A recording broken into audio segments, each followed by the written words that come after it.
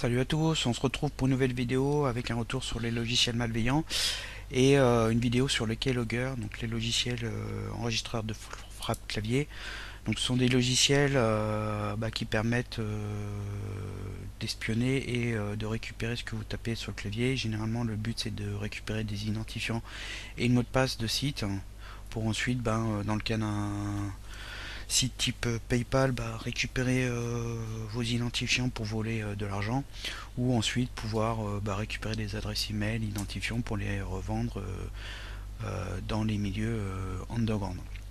Donc il y a deux pages sur le site concernant les keyloggers, donc un qui présente les keyloggers de manière générale et un autre sur les anti-keyloggers, donc des logiciels susceptibles de protéger contre ce type de vol.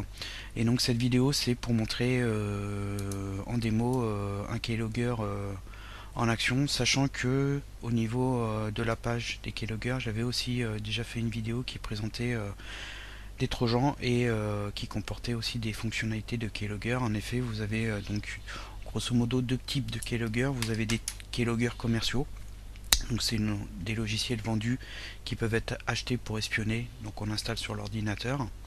Et vous avez les keyloggers qui font partie des logiciels malveillants, donc des trojans chevaux de Troie, et qui sont des fonctionnalités de ces trojans et qui infectent en fait les ordinateurs de manière générale, et qui permettent de récupérer, voler des informations sur ces ordinateurs infectés. Donc ici on a deux machines virtuelles, donc une en Windows 10 que vous avez sous les yeux qui va servir de serveur. Donc c'est l'ordinateur, si vous voulez, du pirate qui récupère les données, et la victime qui est ici avec Windows 7. Et donc sur ce Windows 7 on a déjà un trojan qui tourne, qui est ici, et en fait il se connecte sur le Windows 10, sur la console qui est là, et on a ici sous forme de liste donc les machines infectées. Ici on n'en a qu'une, et tout simplement en fait ce qui se passe c'est que le trojan qui est sur le Windows 7 il agit comme un client qui se connecte au serveur.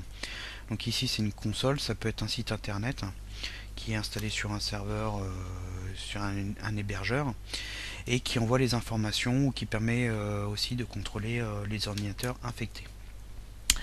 Donc on a pas mal de fonctionnalités, donc j'avais présenté dans une autre vidéo, et on a ici, donc comme fonctionnalité, on peut faire des captures d'écran, on peut contrôler la souris, on peut ouvrir une fenêtre de chat, on peut enregistrer,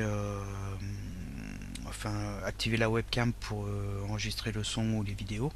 Et on a ici une fonctionnalité de keylogger qui est là. Donc j'ouvre ici, comme vous pouvez le voir c'est blanc, mais si sur la machine en Windows 10, je clique sur le menu démarrer, je tape par exemple Notepad pour voir le bloc-notes, et je tape n'importe quoi, et sur le Windows 10 on récupère ces informations avec ici donc la fenêtre Notepad qui est tapée. Ici on a comme info, comme fenêtre active, le bloc-notes Notepad, et on a tout ce que j'ai tapé dessus qui est récupéré du côté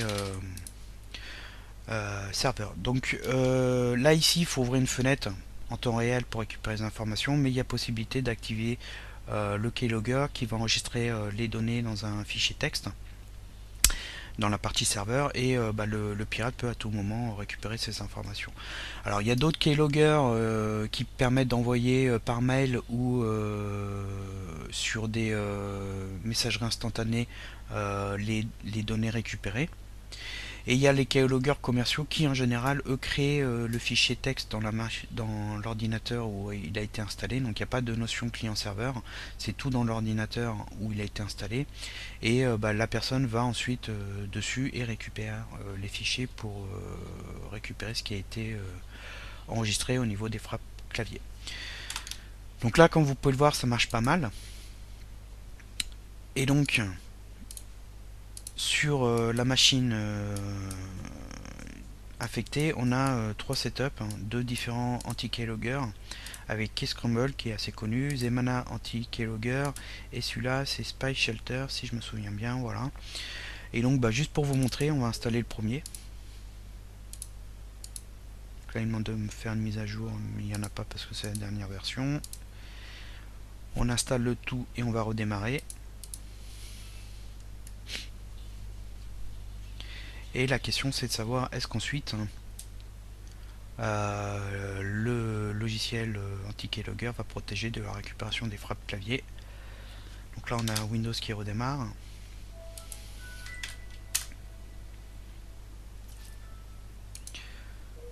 Donc là j'ai le trojan qui se reconnecte, donc je vais réactiver le keylogger. Et ici, si je tape comme tout à l'heure une phrase n'importe laquelle avec une faute de frappe, on récupère bien les infos. Donc ici l'anti-keylogger n'est pas actif. Par contre, si j'ouvre un navigateur internet, on voit ici qu'il y a une fenêtre avec Keyscramble, et ici vous pouvez voir qu'il en fait il chiffre ce que vous tapez sur le clavier, et du coup en fait sur le keylogger on a plus de mal à récupérer les infos, et notamment si on tape n'importe quoi comme identifiant ici.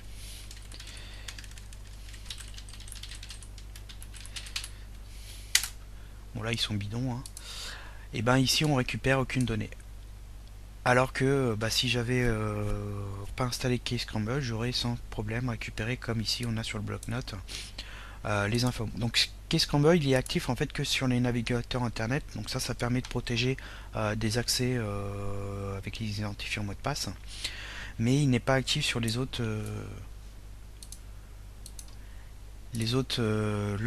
applications. Donc là je vais revenir sur une image de la machine virtuelle où cette fois-ci Keyscramble n'est pas active. Donc là je vais voir si je peux récupérer à nouveau les frappes clavier. Alors là le trojan il n'est pas connecté, il faut attendre qu'il se reconnecte. Voilà, je récupère. Et si je vous refais la même avec Firefox, donc comme je suis revenu sur une image, Keyscramble n'est plus actif. Donc déjà je récupère un bout de l'URL, donc là c'est pas entier, hein. Je vais aller un peu trop vite apparemment pour le keylogger. Et cette fois-ci si on fait un test identifiant, et ben là on récupère bien les frappes. Donc ici en fait j'ai le back, c'est le retour parce que j'avais fait une faute de frappe, donc je suis revenu pour effacer, il nous le spécifie. Et ici c'est le mot de passe que j'ai tapé qui est grisé ici. Et donc sans Keyscramble, et ben on récupère bien les frappes clavier. Donc je vais installer un second qui est Zemana anti-keylogger. Donc les trois sont gratuits, hein.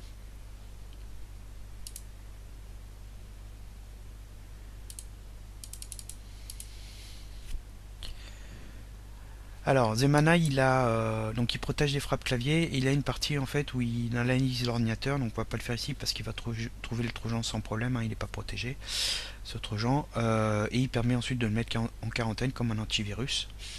Donc ça fait un supplément en fait au niveau des scans. Et la même chose, si je tape donc Notepad ici, on voit qu'on récupère que le N. Et si on retape une phrase, du côté serveur, on récupère rien du tout, ou n'importe quoi. Et à nouveau, si je retourne sur Firefox,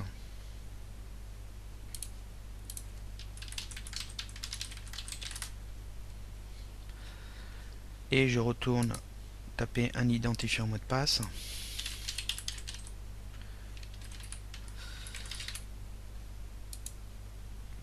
et je récupère aucune frappe clavier. Donc on voit bien que Zemana fait bien le boulot et donc protège des récupérations de frappe clavier.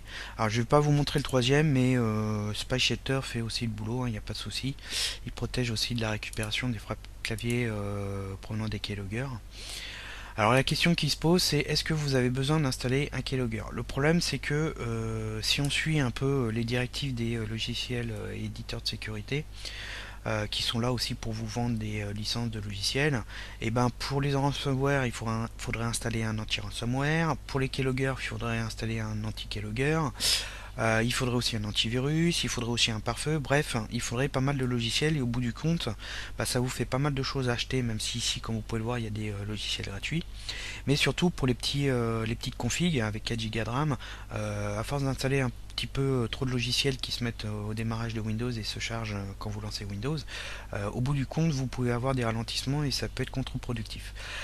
Perso, je vous conseillerais pas forcément d'en installer, tout simplement parce que les keyloggers font sont des fonctionnalités en général des chevaux de Troie et ben, si vous protégez en amont et que vous empêchez des chevaux de Troie avec une bonne attitude sur internet, vous évitez de télécharger des cracks, vous faites attention aux mails que vous ouvrez et notamment pièges joints en zip, ben, vous pouvez éviter les chevaux de Troie et tout simplement vous n'aurez pas de keylogger. L'autre chose à faire aussi, c'est que vous pouvez utiliser éventuellement des claviers virtuels, donc il y en a sur Windows. Le problème, c'est que bah, certains trojans font des captures d'écran et permettent de récupérer en fait les touches que vous appuyez au niveau du clavier virtuel. Après, vous pouvez éventuellement utiliser des gestionnaires de mots de passe. Je vous mettrai le lien dans le commentaire de la vidéo qui permettent en fait de gérer les mots de passe des sites web et ça vous permet plus facilement de changer les mots de passe en cas de compromission de votre ordinateur. Donc si vous faites un peu attention, vous avez un antivirus à jour éventuellement avec Malwarebytes derrière, franchement il y a peu de chances que vous ayez un cheval de Troie et vous aurez donc pas nécessairement besoin d'installer un anti-keylogger. En tout cas, comme vous pouvez le voir, ça fonctionne. Si vous voulez en installer un, il n'y a pas de problème.